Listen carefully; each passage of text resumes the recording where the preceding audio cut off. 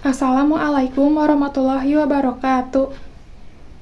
Perkenalkan, nama saya Andina Fitri Irawan. Di sini saya akan menjelaskan pendapat saya mengenai perkembangan peserta didik dalam psikologi dan kurikulum pembelajaran.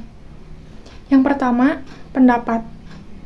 Perkembangan peserta didik harus menjadi fokus utama dalam proses pembelajaran, agar pendidikan dapat berjalan sesuai dengan tahapan perkembangan fisik, kognitif, sosial, dan emosional anak. Yang kedua, sudut pandang pribadi. Menurut saya, memahami perkembangan peserta didik membantu guru memberikan metode pengajaran yang lebih sesuai.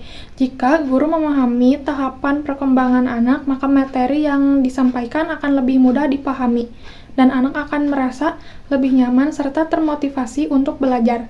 Misalnya, anak usia sekolah dasar perlu banyak aktivitas konkret dan bermain dalam belajar, bukan sekedar teori. Yang ketiga, data dan fakta pendukung. Teori Piaget membagi perkembangan kognitif anak dalam 4 tahap, seperti tahap operasional konkret pada usia 7-11 tahun, di mana anak lebih mudah memahami pelajaran melalui benda atau contoh nyata.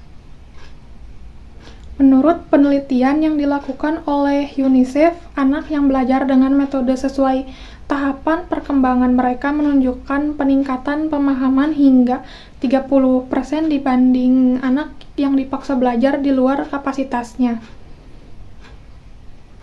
Contoh sederhana, pembelajaran berbasis permainan atau game-based learning terbukti lebih efektif untuk anak usia dini dalam mengenalkan konsep berhitung. Kesimpulannya, dengan memahami tahapan perkembangan peserta didik, guru dapat menyesuaikan metode pengajaran yang tepat dan efektif. Pendidikan yang sesuai dengan kebutuhan dan perkembangan anak akan membantu menciptakan generasi yang tidak hanya cerdas secara akademis tetapi juga sehat secara emosional dan sosial. Terima kasih. Wassalamualaikum warahmatullahi wabarakatuh. Assalamualaikum warahmatullahi wabarakatuh. Izin perkenalkan diri. Nama saya Marisha Ramawati dengan NIM 22220109 dari kelas A2 2022 Prodi Pendidikan Bahasa Inggris. Izinkan saya untuk memberi pandang terhadap sudut pandang pribadi saya. Kurikulum pembelajaran harus dirancang berdasarkan psikologi perkembangan peserta didik, agar materi yang diajarkan relevan, mudah dipahami, dan mendukung perkembangan potensi anak.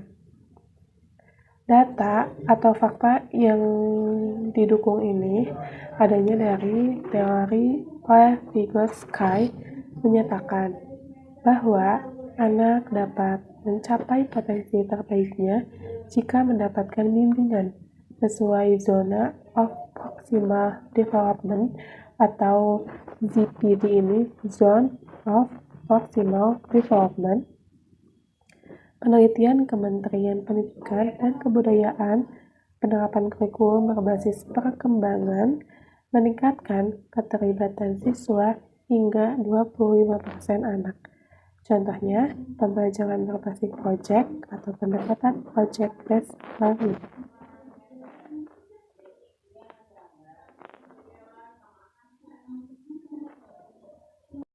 Jadi, kurikulum pembelajaran yang dirancang berdasarkan psikologi perkembangan peserta didik seperti teori Vygotsky dan pendekatan Zone of Proximal Development atau ZPD terbukti lebih efektif dalam mendukung pembelajaran.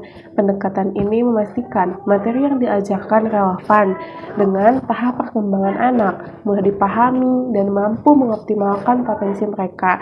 Data menunjukkan bahwa kurikulum berbasis perkembangan meningkatkan keterlibatan siswa secara signifikan, misalnya melalui metode seperti pembelajaran berbasis project-based learning. Hal ini menegaskan pentingnya kurikulum yang adaptif terhadap kebutuhan perkembangan peserta didik.